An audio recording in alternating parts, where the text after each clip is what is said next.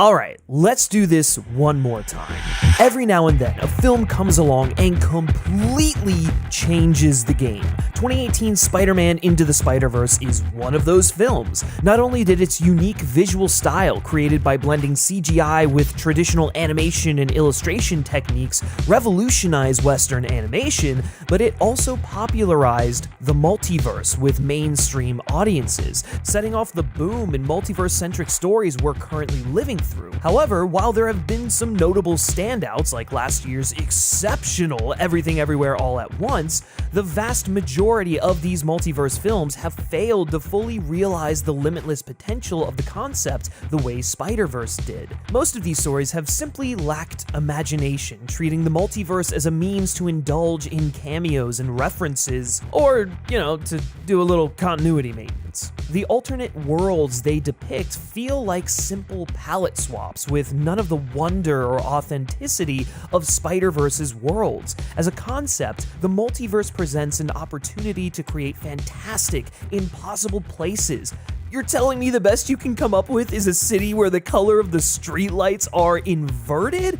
Come on now, give me a break. So it's lucky then that after 4 long years, Daddy's finally back to show us how it's done, and oh boy did they do that. The highly anticipated sequel to Into the Spider-Verse, Across the Spider-Verse, is a reminder of just how invaluable the multiverse can be as a storytelling tool when it's approached with boundless imagination and ingenuity. Somehow even more technically impressive than its predecessor, Across the Spider-Verse is a goddamn visual feast, seamlessly integrating more animation styles than should be possible.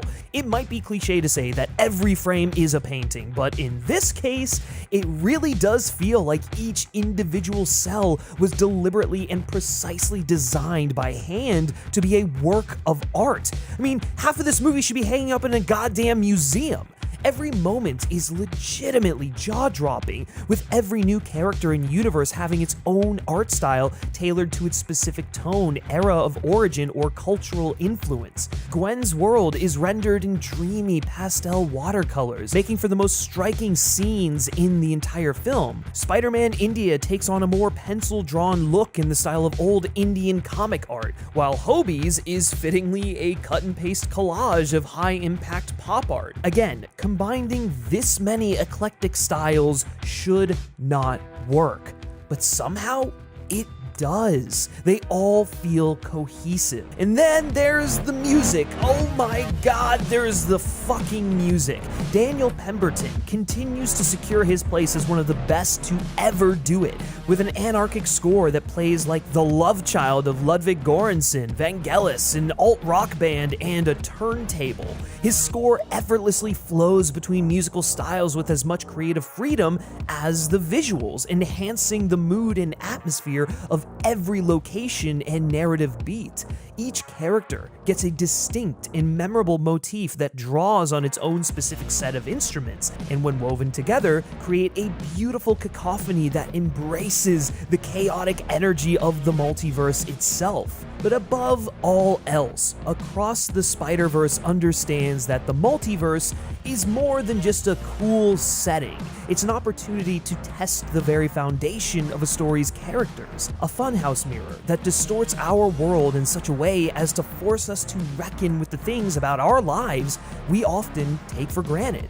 A concept perfectly suited for introspective stories that challenge our understanding of ourselves and our place in the universe. Across the Spider-Verse stands shoulder to shoulder with other legendary superhero sequels like Spider-Man 2, X2, and The Dark Knight, exceeding the impossibly high expectations set by its predecessor to soar to the very pinnacle of the genre. Hell, it might just be one of the best films I've quite frankly ever seen. Period. You know what? Fuck it. It is. It truly is. It's not just a great Spider-Man story. It's not just a great comic book movie. It's just a fucking great movie, man. A sharp, soulful exploration of heroism and humanity, told with passion and visual flair. It's a testament to what cinema is capable of when talented artists are given the latitude to realize their vision without compromise. And man, We should be so lucky. What makes us who we are, and is who we are predetermined? These two simple but profound questions of identity and destiny lie at the core of Across the Spider-Verse. Like its predecessor, the film is a Spider-Man story about Spider-Man stories. What makes a Spider-Man story, and by extension, what makes a Spider-Man, or Spider-Woman, or person, whatever. If the first film concludes that anyone can wear the mask, then Across the Spider-Verse seeks to interrogate that conclusion. It primarily does this through Miguel O'Hara, Spider-Man 2099, a futuristic, semi-vampiric future iteration of the Wallcrawler who has assembled a team of spider people from across the multiverse to travel from dimension to dimension containing anomalies caused by incursions from other universes. A zealous believer in predestination, Miguel is convinced that certain events, called canon events, must occur in order to keep a universe stable. For spider people, these so-called canon events are primarily the traumas that define their story, namely the death of an uncle, a love interest, and a police captain. To Miguel, these events are an essential part of what makes spider people who they are and must occur to every spider person lest it tear their universe apart. He believes these interlopers threaten to disrupt the preordained canon of the universe they invade, which has the potential to destabilize the entire multiverse. Miguel isn't a villain per se, but he is certainly Miles Morales' primary antagonist for most of the story. He sees himself as the arbiter of order in the multiverse, and to him, Miles is the embodiment of the very instability he has dedicated his life to correcting.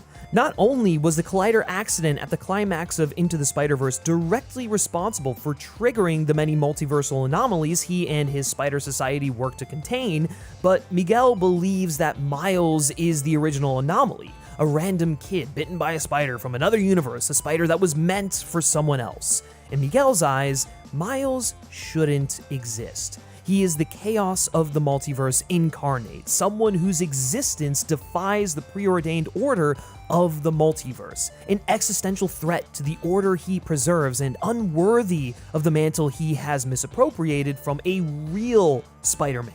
In a classic case of Lord and Miller meta-ness, Miguel's position reflects real-world contention over Miles' claim to the mantle.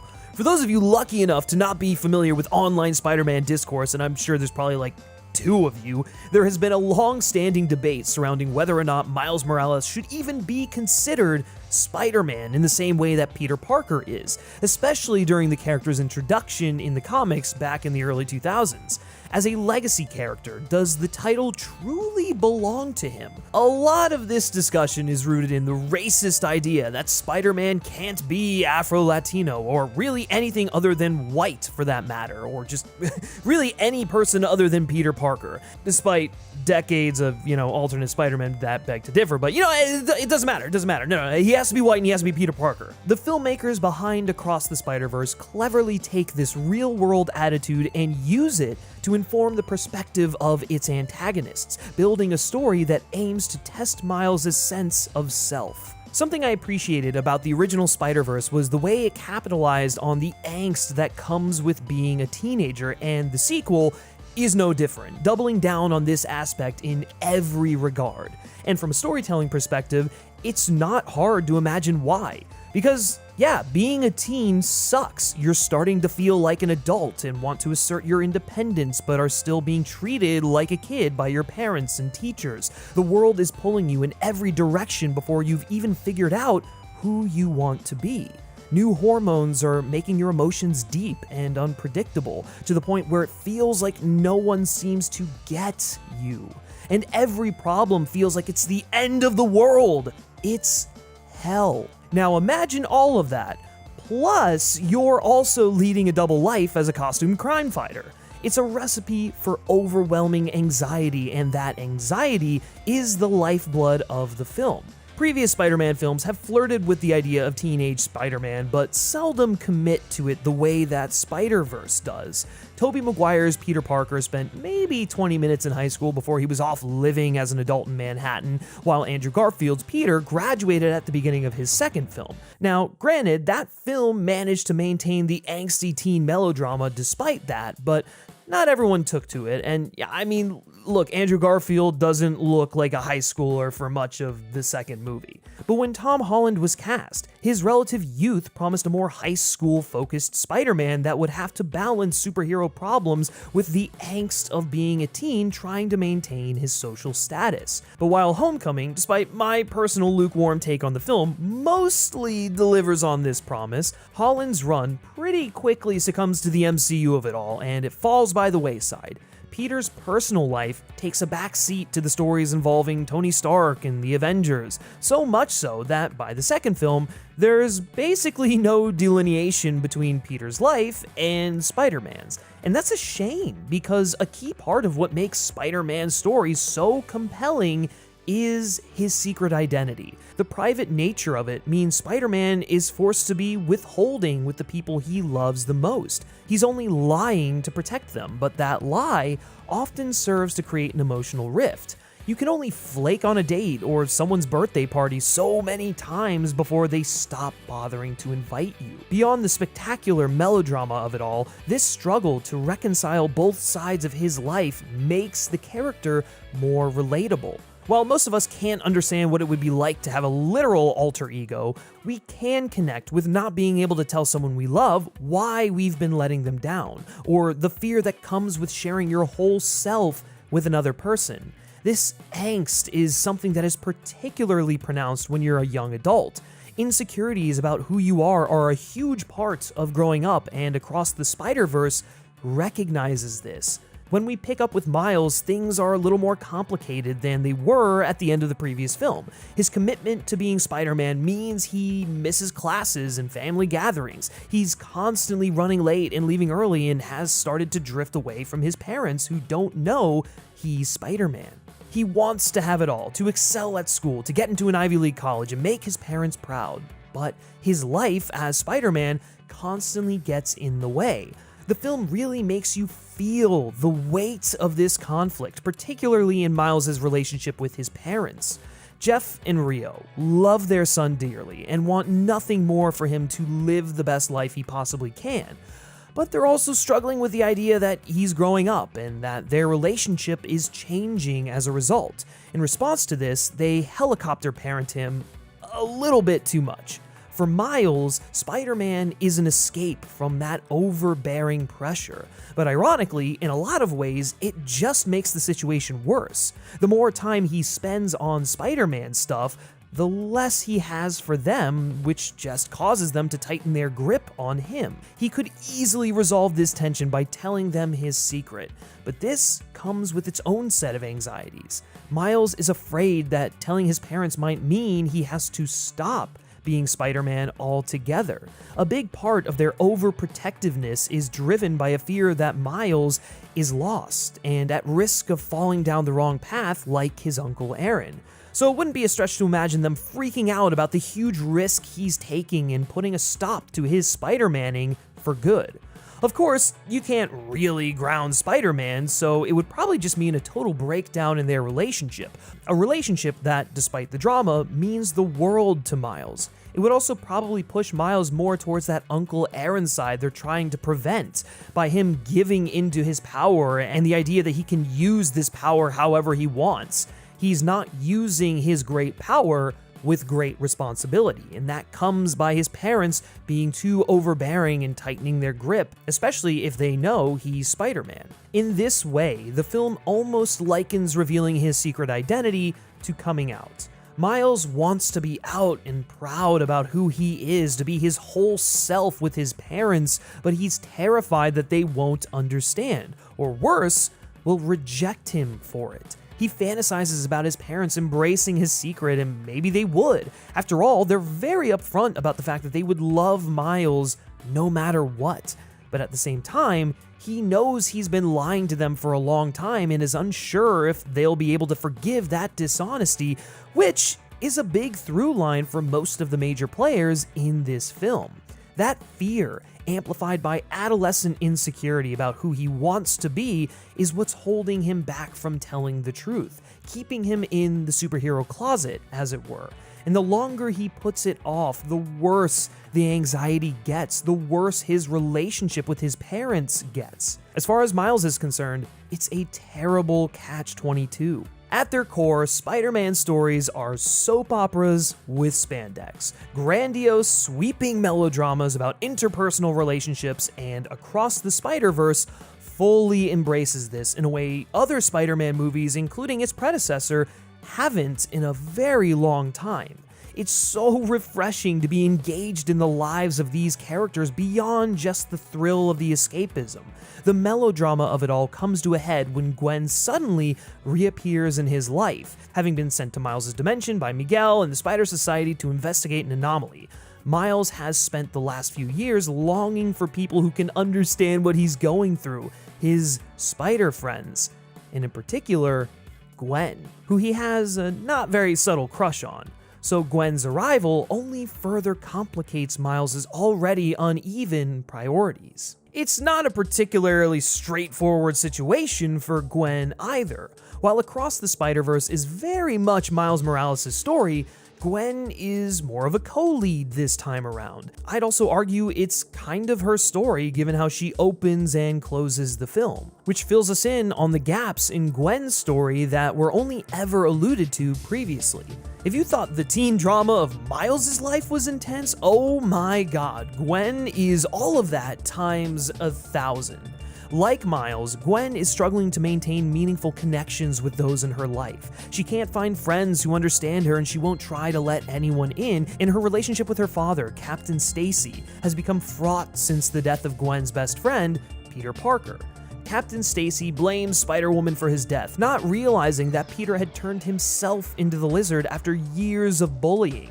Racked with guilt over the tragedy and yearning for the brief moments of companionship she had felt while spending time with Miles and her spider friends, Gwen jumps from band to band trying to find another group she can belong to. But every band she tries doesn't work out because of her inability to open up. But even if Gwen, the character, isn't willing to open up at this point, her pastel watercolor world betrays her emotional instability, serving as a personalized mood ring with colors constantly bleeding together, fading away, or intensifying to reflect the tone and emotions of any given situation. When Miguel's spider team shows up to contain a vulture from another universe, an incredible Da Vinci-looking motherfucker that continues to amplify the creativity on display, Gwen sees an opportunity to finally be with people she can relate to, a desire that is compounded when she's forced to reveal her identity to her father, who doesn't take it well.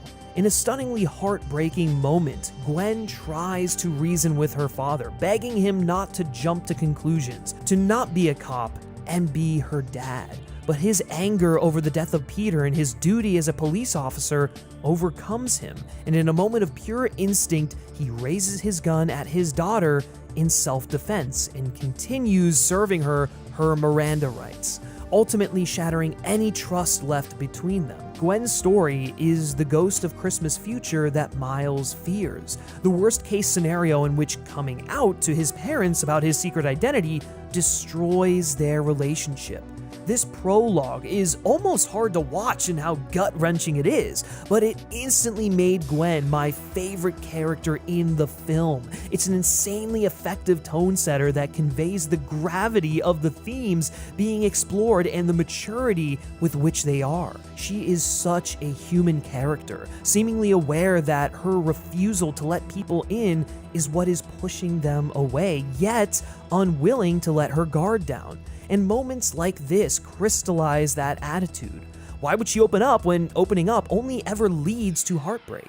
True to her teenage angst, Gwen's solution to this problem is to run away from home, joining the Spider Society, a group of people she thinks understand her and will embrace her and her individuality with open arms, as a way to avoid having to confront the mess her interpersonal life has become. At the beginning of the film, Gwen tells her bandmates that she didn't join a band to talk about her feelings, and that self-imposed isolation follows her into the Spider-Verse. Even surrounded by the people she thinks will understand her, she's still keeping secrets, whether it be from Miguel and Jessica Drew and even Miles. Years of keeping her identity bottled up have closed her off to the possibility of genuine intimacy. Why bother talking when no one understands anyway? But in doing so, she denies herself the opportunity to be understood. Her refusal to let people in is self-defeating, sabotaging her relationship with Miles, Jessica, Miguel, and her Peter. Despite this, Gwen's relationship with Miles is the beating heart of the film, playing out like a classic teen romance. There's a charming innocence to their dynamic. They both clearly like one another intensely, but for one reason or another, they won't let themselves admit it. Well, at least Gwen won't. I mean, Miles thinks he's slick, but we all know that kid is crushing hard. Yet, they can't stop being drawn to each other. Reconnecting over a flirty, freeing swing through Brooklyn is a brief respite from the pressure of their real lives. You get the sense they feel truly alive when they're together, even if they realize it's only a fleeting moment.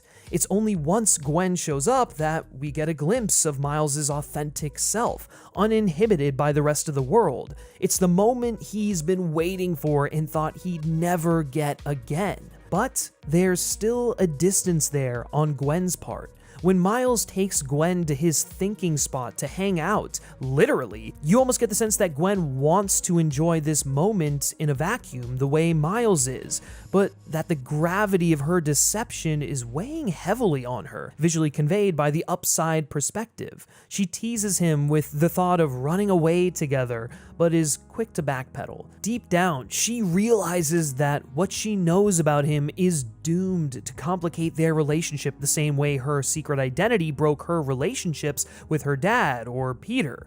So, as she always does, she bottles it up, thinking it'll prevent the same thing happening with Miles. She realizes that either way, she can't have the relationship with him that she wants, and even kind of points to canon as a reason why Spider-Man and Gwen Stacy can never be together.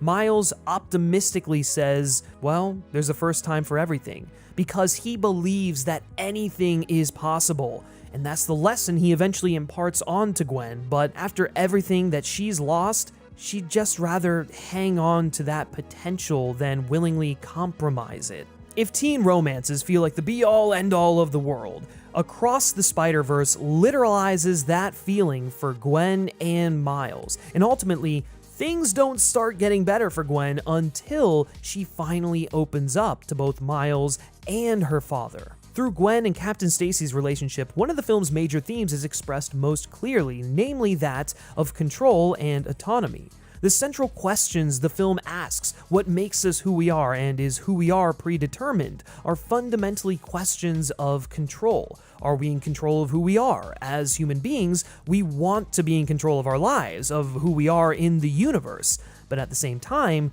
the uncertainty that implies is horrifying. If we're in control, then anything could go wrong. For parents, this existential terror is even more horrifying because it means surrendering the person you love most, your child, that little boy you've always looked after and cared for, to random chance. The natural response is to try and defy that disorder and exert control. We see that with Captain Stacy, who dedicates his life to hunting down Spider-Woman after he believes she's taken Gwen's only friend from her. He wants to make things right, but when he's confronted with the reality that the situation isn't so simple, that he can't just exert control to make the problem go away, he cracks.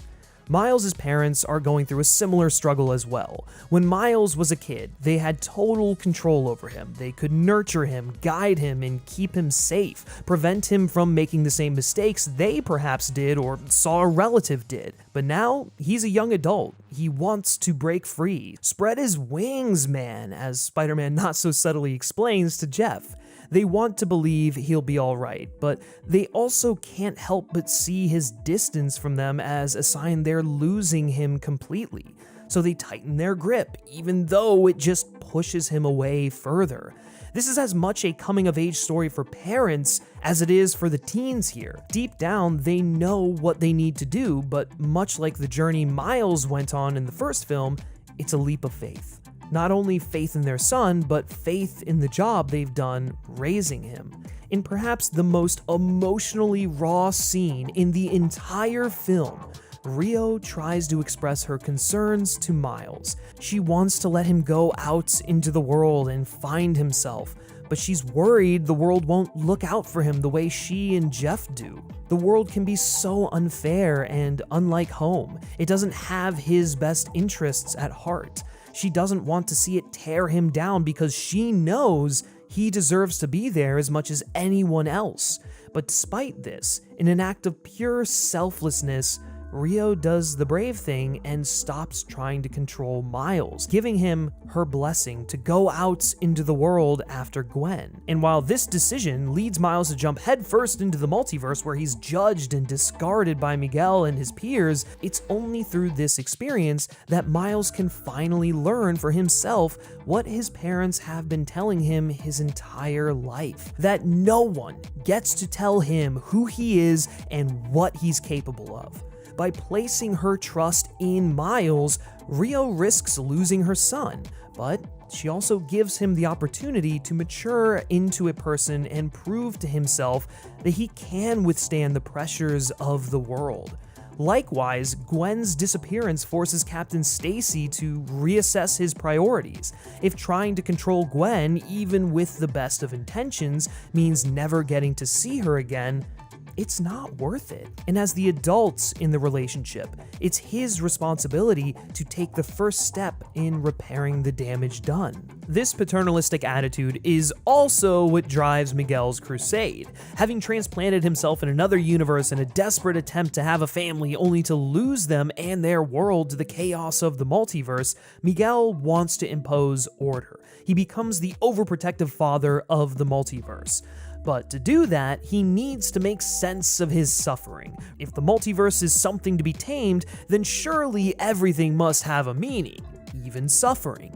Thus, the canon events. The filmmakers kind of show their hand a little by calling these fixed and defining events canon. Rather than evoking a cosmic force of nature, the name recalls nerdy pedantry about what counts and what doesn't. It's a sly wink to the audience that when Miguel says that canon events, all of which just so happen to be incredibly traumatic events, are immutable, he's full of shit. It's clearly a trauma response. Miguel and the other Spider people need to believe that moments like Uncle Ben's death were essential and necessary in defining who they are, because the alternative is that life can be cruel for no reason sometimes, and that's a bitter pill to swallow. In a meta sense, the film is also commenting on our own fixation on Spider-Man's suffering. Playing like the biggest subtweet of all time, Miguel's position reflects the attitude of a lot of fans who believe Spider-Man is defined by his trauma, and that a Spider-Man with no trauma is no Spider-Man at all. We saw this attitude most prominently in the response to Tom Holland's iteration, who notably lacks a lot of the suffering of previous incarnations. He makes little to no mention of Uncle Ben, has no Gwen Stacy, is pals with a billionaire, and as a result, lives quite a comfortable life with Aunt May. Now, some of that comfortability was taken a bit too far in my opinion, namely his receptiveness to Stark, since his core beliefs as a person go against a lot of what the character stands for, and I don't know, just being allergic to mentioning Uncle Ben feels a bit weird, but I digress. For a lot of the fans, this made Holland's Spider-Man feel illegitimate. How can you be Spider-Man if you aren't suffering? The backlash to this interpretation was so pronounced that by the final film in his trilogy, the creative team deliberately put Holland's Peter through the fucking ringer, taking away his comfortable life, his aunt, his friends, and his girlfriend like some kind of cosmic penance, a correction of the canon, if you will. Across the Spider-Verse questions this mentality. Why do we need Spider-Man to suffer? Is suffering all Spider-Man is? In essence, Miguel and the Spider Society are us, the audience, asking Miles to suffer to prove his legitimacy, to maintain the canon. But Miles rejects this notion. He knows that predestined trauma isn't what makes a spider person who they are, and he knows the canon is bullshit because he himself proves it. As he says earlier in the film, having a story to fit someone's stereotype so it's easier to accept that person is gross. Trauma isn't what makes a Spider-Man, it's their perseverance. Whether it's persevering through a tragedy or doing everything in their power to prevent one. Miles' refusal to accept the worldview that Miguel clings to only further affirms his belief that Miles is not a legitimate Spider-Man.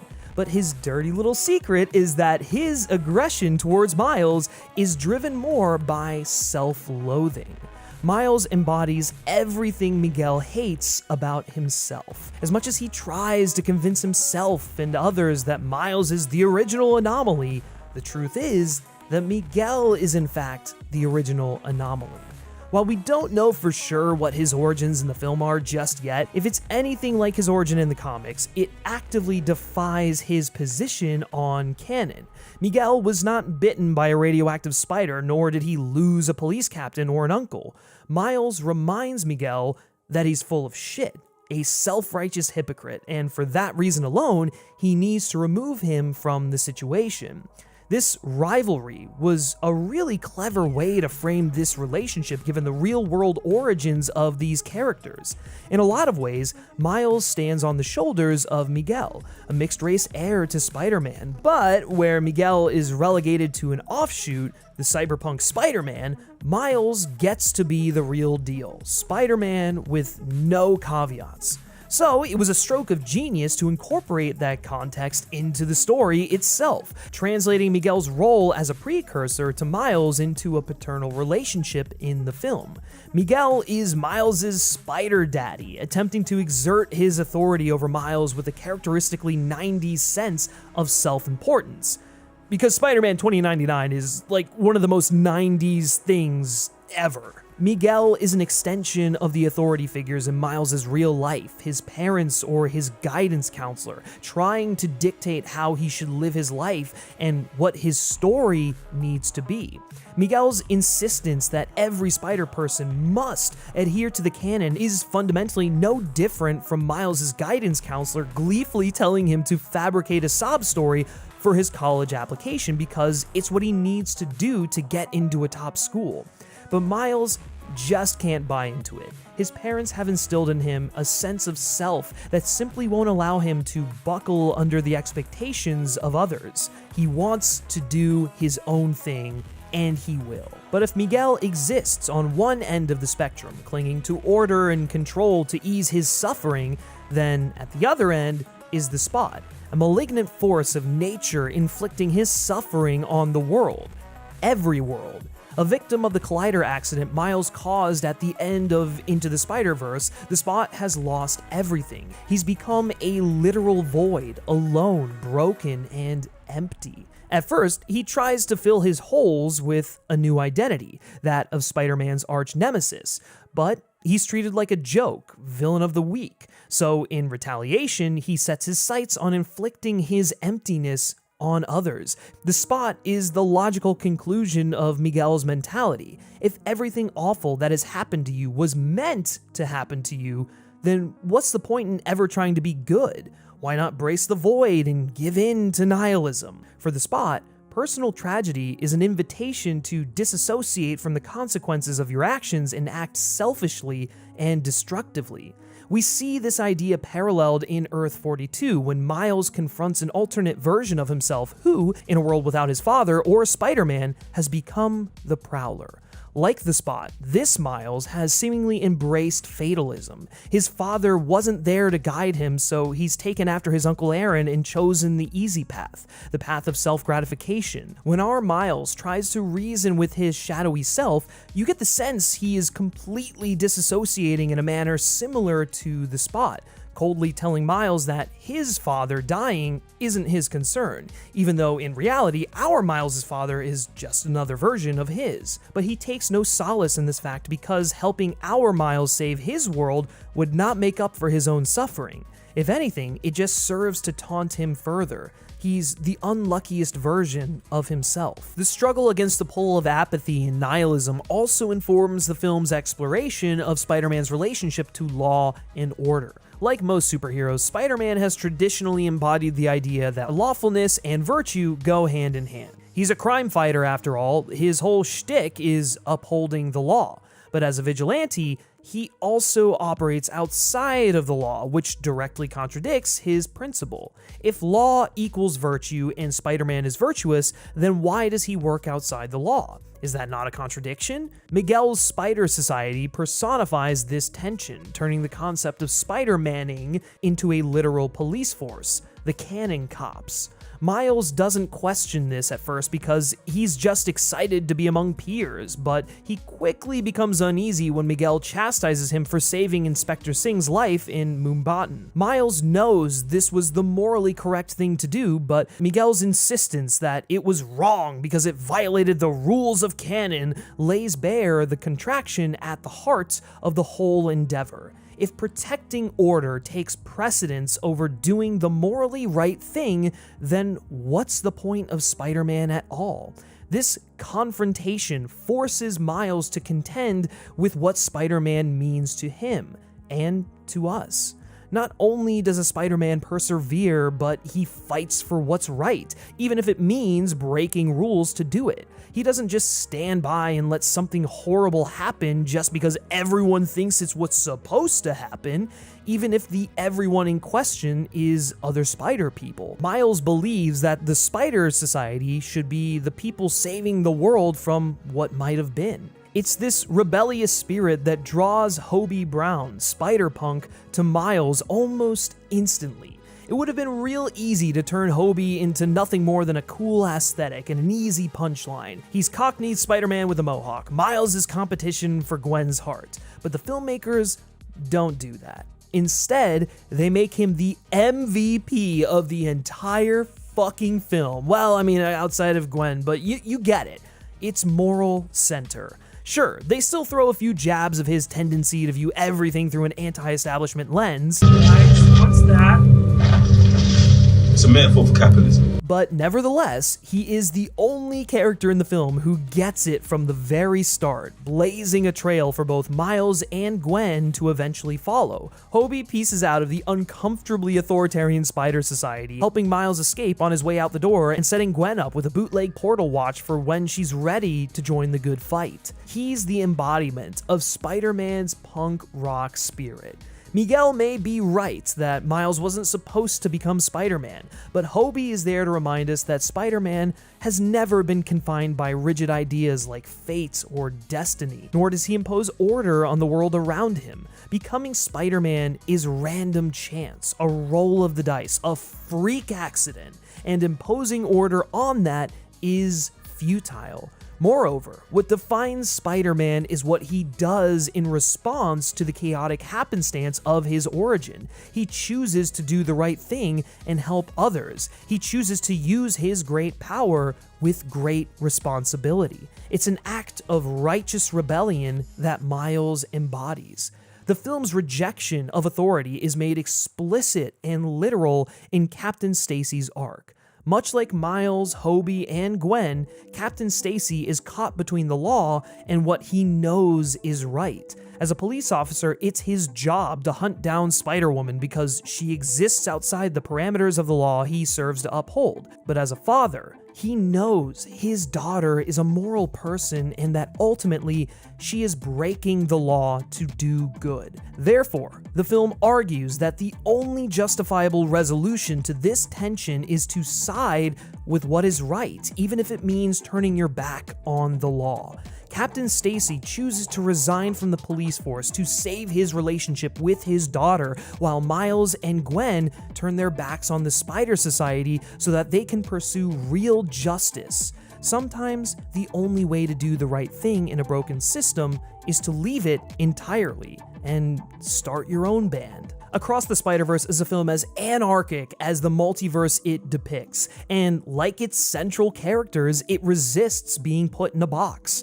By framing the concept of canon as a restrictive ideology that robs Spider People of their agency, the film makes a far more profound point about art itself. Deferring to canon and the expectations that come part and parcel with it reduces stories to a checklist of beats that need to be met, restricting storytellers and suffocating creativity.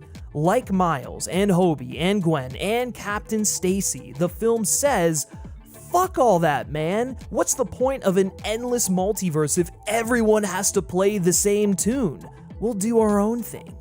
Every element of this film is a celebration of the limitless potential of art when artists give themselves permission to throw away the rules and play freely. In a world where almost every multiverse story has felt specifically designed to check a series of boxes and score cheap thrills, Across the Spider-Verse embraces the inherent chaos of the concept to illustrate the rebellious essence of its central character.